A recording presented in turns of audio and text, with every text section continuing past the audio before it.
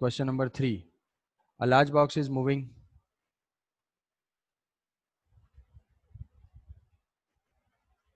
A large box is moving horizontal. large box में horizontal floor with a constant acceleration. Acceleration जो है इसकी constant है और वो है g. A particle is projected inside the box with velocity u at and angle theta with the horizontal from box frame. ठीक है, बॉक्स के रेस्पेक्ट में ये u और थीटा से है. For the given u, the value of theta for which range inside the box will be maximum. Range maximum है तो बॉक्स के फ्रेम ऑफ रेफरेंस से हम देखेंगे. तो ये तो रिजॉल्व कर लिया है इसको, u cos थीटा और ये हो जाएगा u sin थीटा. बॉक्स का एक्सेलेरेशन ये है g. तो अगर बॉक्स के रिस्पेक्ट में देखेंगे तो बॉक्स के रिस्पेक्ट में यहाँ से हो जाएगा इसका रिलेटिव एक्सेलेरेशन. इस पे अगर ऑब्जर्वर होगा इसके अंदर तो उसको दिखेगा कि इसका जो एक्सेलेरेशन है वो g इस डायरेक्शन में हो जाएगा और g जो है वर्टिकल डायरेक्शन में भी है. तो what is the time of light? Time of light y के ऊपर डिपेंड करता है. t is equal to 2u sin theta divided by g. इस टाइम ऑफ लाइट में x डायरेक्शन में कितना डिस्टेंस मूव कर रहा है, that is called range. So range is equal to horizontal speed ut plus half at square u cos theta into t minus, अभी acceleration जो है जीरो नहीं है, बात है समझ में. डायरेक्ट हम लिख लेते थे बट बेसिक क्या है, range is equal to x coordinate, तो हाफ at स्क्वायर, a की वैल्यू हो जाएगी g इंटू टी स्क्वायर. अब इस रेंज को फाइंड करेंगे और उसको मैक्सिमाइज करेंगे. तो मैक्सिमाइज करते हैं, t कॉमन ले लिया, t common u cos theta minus g t by two. हाँ, तो इसको पुट करना होगा.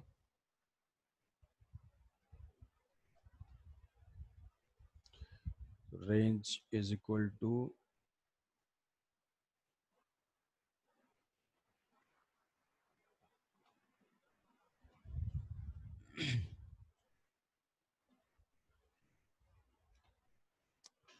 r इज इक्वल टू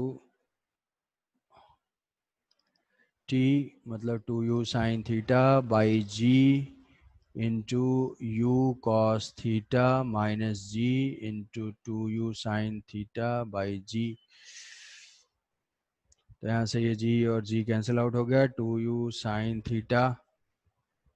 अच्छा ठीक है, रेंज का फंक्शन आ जाएगा. रेंज इज इक्वल टू, एक बार चेक करते रहना है, टोटल टाइम पुट कर दिया, यहाँ पे टाइम है, u कॉमन होगा तो हम ये लिख सकते हैं 2u स्क्वायर बाई जी और sign theta into cos theta minus of sine square theta. Sign square theta तो इसको पुट कर सकते हैं हम, ये हो जाएगा sign square theta, sign square theta. ठीक है ठीक है, साइन स्क्वायर थीटा है कि 2 भी होगा यहाँ पे.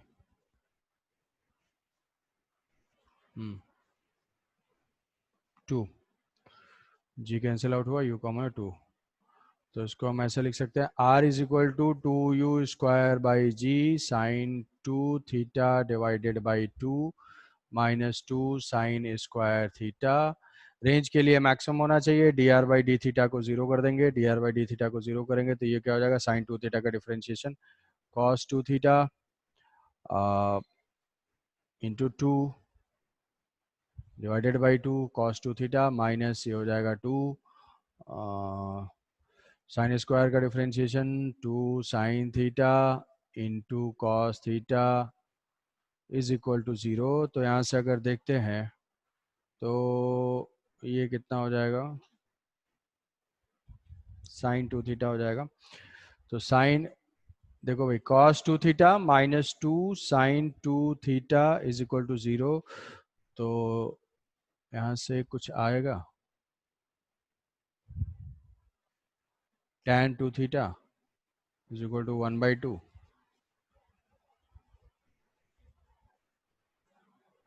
tan 2 theta is equal to 1/2, यही आ रहा है ना, और तो कुछ आ नहीं रहा.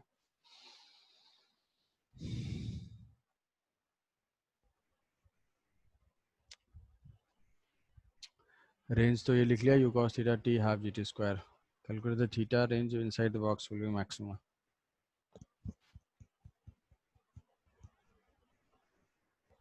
X cos theta.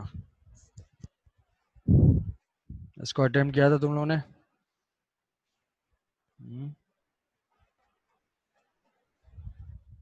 Cos theta minus,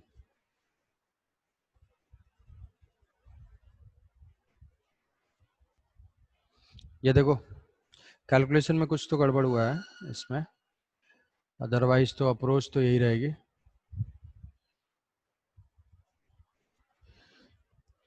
यहाँ से लिख लिया, इस इक्वेशन को फर्दर अगर लिखते हैं तो ये हो जाएगा 2t/u cos theta minus g t by to.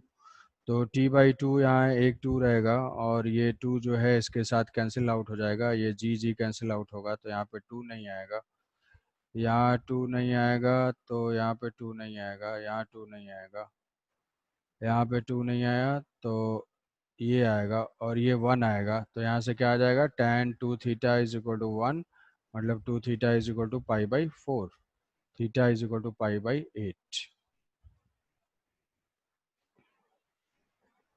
तो आंसर हो जाएगा बी। समझ पाए? ये 2 का गड़बड़ हो गया था यहाँ पे। सत्यप्रकाश रश्मि, तो यहाँ पे इसकी स्पीड है 2, मतलब ये पुली जो कनेक्टेड है ये भी 2 से होगा और ये भी 2 से होगा। अच्छा, इसका जो है ये टोटल एंगल कितना हो जाएगा, ये टोटल एंगल हो जाएगा 75।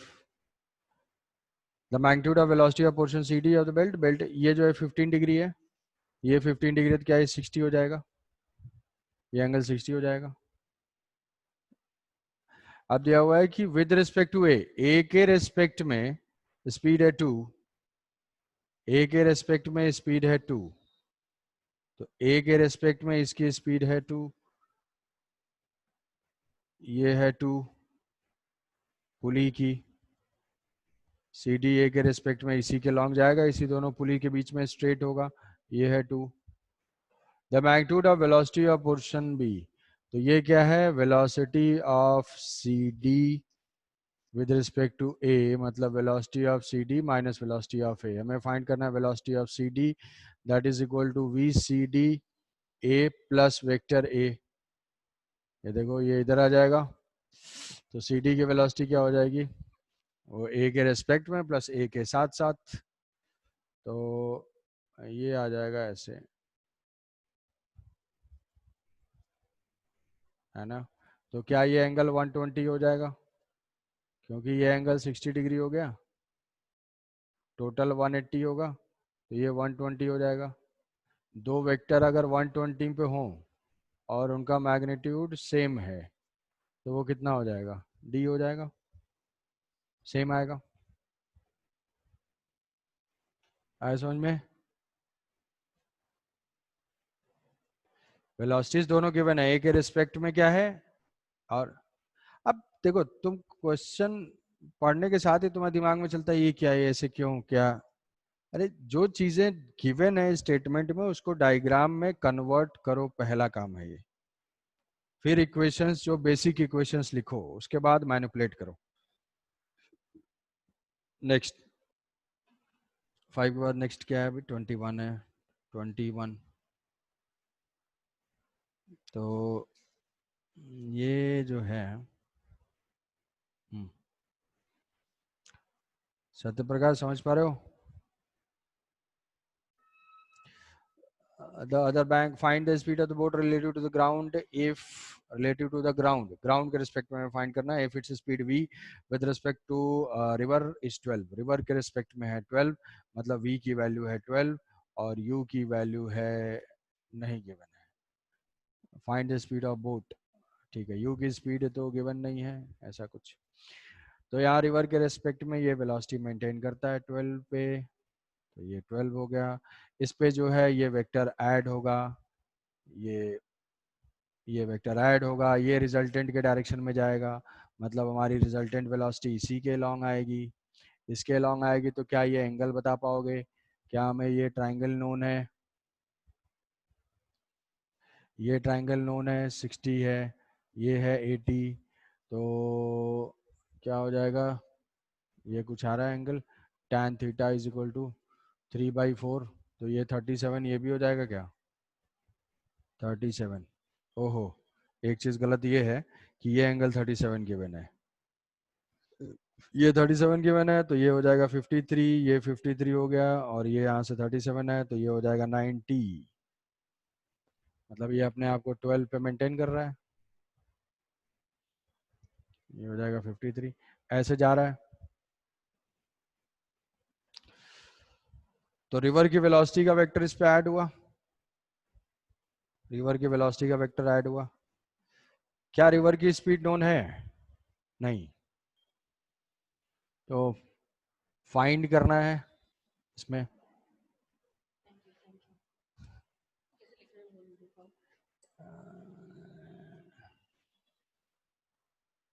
एंगल सपोज कि एंगल फाइंड करना है, ये टोटल एंगल हो जाएगा 90 डिग्री, तो यहाँ से ये हो जाएगी वेलोसिटीज।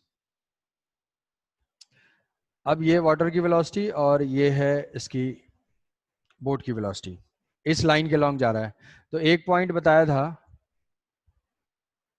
कि जो रिजल्टेंट वेलोसिटी होगी 53, फाइंड क्या करना है, एल बोट होगी, velocity of boat with respect to river is equal to v b minus v are.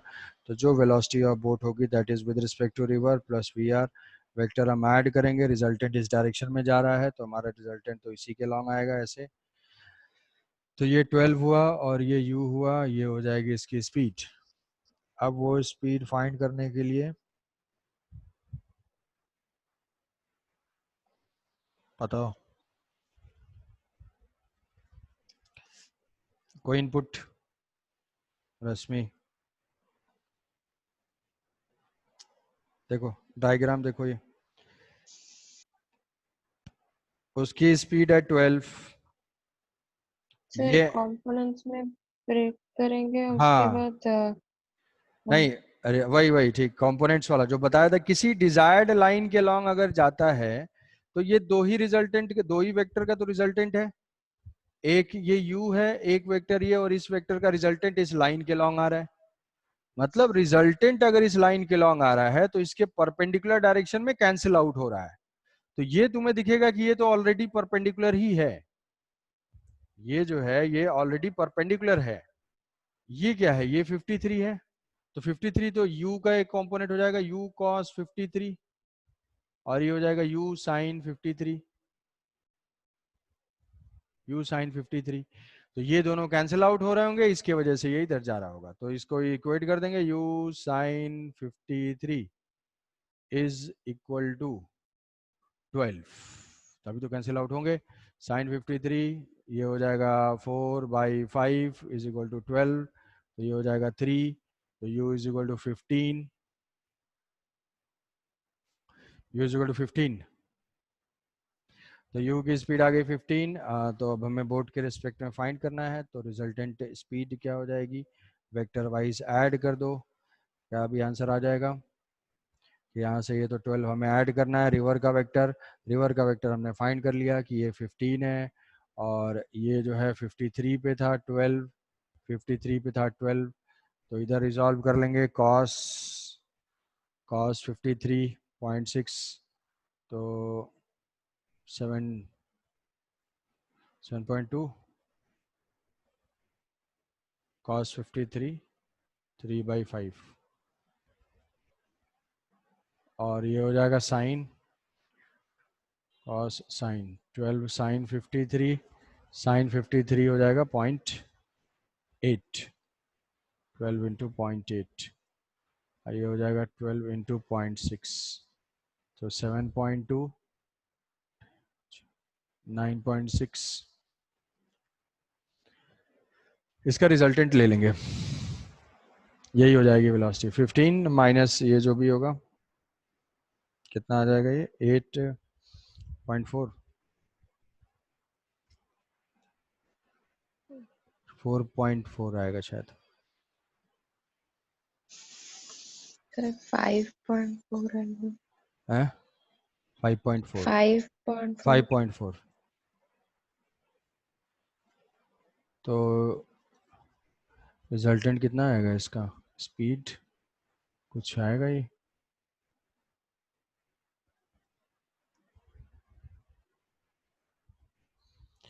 Resultant बताओ भाई सत्य प्रकाश, रिजल्टेंट कितना आएगा इसका?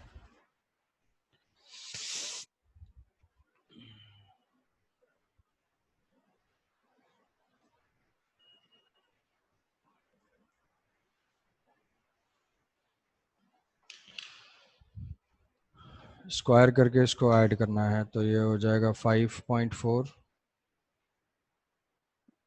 सर कैलकुलेटर में कर रहा था। हाँ हाँ, कैलकुलेटर में कर लो, जैसे कर लो। 29.16 और ये हो जाएगा 7.2 into is equal to 51.84 plus 29.16 81 81 का रूट 9। आंसर हो जाएगा इसका 9। ठीक है, ये आ जाएगा 81। ठीक है,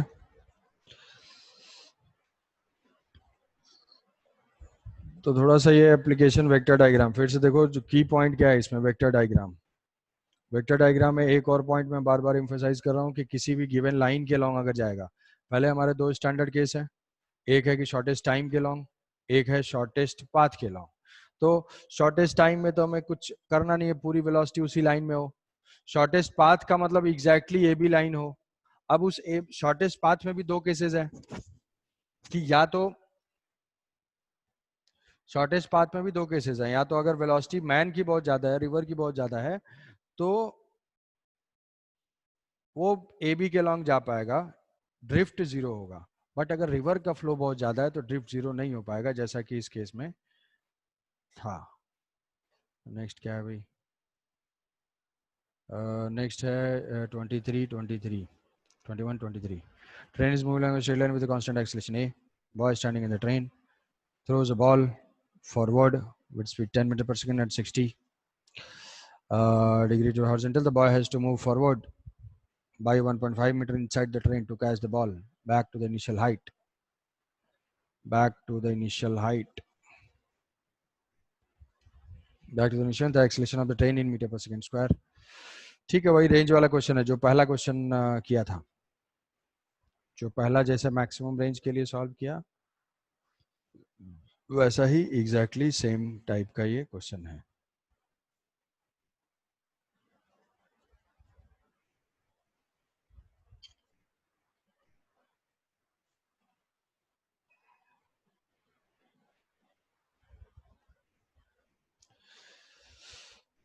train is moving along a straight line. ये जो है ट्रेन विथ कांस्टेंट एक्सीलरेशन, ये ट्रेन जो है ऐसे मूव कर रहा है कांस्टेंट एक्सीलरेशन से। यहाँ पे जो है पर्सन है, boy standing in the train, boy जो है ट्रेन में है with speed forward throws ball with speed 10 at an angle 60 with horizontal. तो बॉय ने प्रोजेक्ट किया है तो इसकी जो भी वेलोसिटी होगी इसको मिल जाएगी 10 और 60 पे। The boy has to move forward, मतलब ये आता है इसके रिस्पेक्ट में कहीं पे और ये कैच करता है, मतलब कि बॉय को मूव करना पड़ रहा है कितना 1.15। इसका मतलब क्या, रेंज 1.15 है, रेंज 1.15 है। The boy has to move forward, the acceleration of the train, मतलब बॉय के रिस्पेक्ट में ये यहाँ से आ गया, तो हम ट्रेन के फ्रेम ऑफ रेफरेंस की बात करते हैं तो ये एंगल जो है वो 10 है, ये है 60। 60 के बाद इसका एक्सीलरेशन है जी, इसका एक्सीलरेशन है ए। इसको रिजॉल्व करेंगे, कॉस 60 मतलब 5 स्पीड हो जाएगी, साइन 60 मतलब 5√3 होगा। तो रेंज इसकी नोन है हमें, रेंज इज इक्वल टू 1.15। तो r is equal to u t, u है 5, x डायरेक्शन में, t इज वॉट 2u/g, तो 2 into 5√3 u y by a y, वो हो जाएगा g। तो ये हुआ 10 माइनस हाफ ए एक्सेलेरेशन अभी फाइंड करना है इनटू टी स्क्वायर, तो टी स्क्वायर का मतलब है 2u/g का स्क्वायर। तो ये 10 कैंसिल आउट हो जाएगा। ये रेंज 1.15 है। अब क्विकली इसको सॉल्व करना है। ये हो जाएगा 10 5√3 माइनस a/2 इंटू 3। हाँ क्या रहा है कुछ, √3 को 1.73 ले लेते हैं, 1.73। सत्यप्रकाश कोई आंसर? √3 ले लेते हैं अगर, तो 1.73 इंटू 5 8.66 माइनस 1.15 7.5। ठीक है, तो ये आ रहा है 3a/2 is equal to 7.5 type से 7.51, तो 7.5 कुछ आ रहा है यार, 5 आ जाएगा नहीं, 2.5 a is equal to 5 acceleration 5। आई बात समझ में? वो प्रीवियस क्वेश्चन से रिलेट कर पा रहे हो, मैक्सिमम रेंज वाले क्वेश्चन से? Yes sir. सेम क्वेश्चन है, तुम कॉन्सेप्ट्स को रिलेट करो तो इंफॉर्मेशन कंप्रेस हो जाएगा। क्यों भाई SP Satyaprakash? Yes sir. Yes sir. अबे यस सर कर रहे हो कि समझ भी रहे हो इसको? यस सर, समझ रहा हूँ। ठीक। आवाज तो ऐसे आ रही है जैसे झपकी ले रहे हो बीच बीच में। No sir. ठीक है, ये हो गया 23 24। थोड़ा स्पीड बढ़ाओ यार। 23 24। Batsman strike the ball such that the ball it rolls in a direction 16 degree east of south, तो ईस्ट के साथ साउथ के साथ एंगल है 16 degree. Fielder standing at the position 8 with respect to the batsman. ये क्या है भाई? 8 point with respect to batsman starts running just after the shot. The minimum distance between the fielder should run to intercept the ball is alpha meter. ये क्या है यार? अच्छा अच्छा, ये 8 कॉमा -6 लग रहा है नहीं? क्यों भाई? Yes sir. 8 कॉमा -6 ऐसा ही लग रहा है ये तिलिस्मी चीज। हाँ, 8 comma -6 with respect to the batsman starts running just after the shot. वाह भाई। कोऑर्डिनेट सिस्टम, तो बैट्समैन कहीं पे है, बैट्समैन ने स्ट्राइक किया। बैट्समैन अगर ओरिजिन पे है तो फील्डर की जो पोजीशन है वो एक्स कोऑर्डिनेट है 8 और वाई कोऑर्डिनेट है -6। तो यहाँ से 8 एंड -6,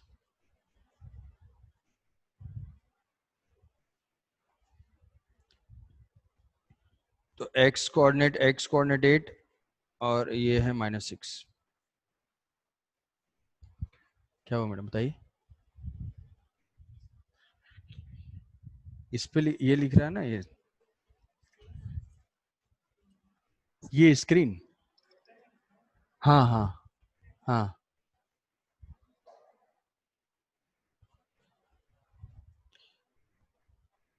तो ये भाई 8,6 यहाँ पे इसने बैट्समैन ने हिट किया और 16 डिग्री ऐसा कुछ है, ईस्ट ऑफ साउथ, साउथ के साथ, तो ऐसे आएगा ना। अरे परपेंडिकुलर डिस्टेंस,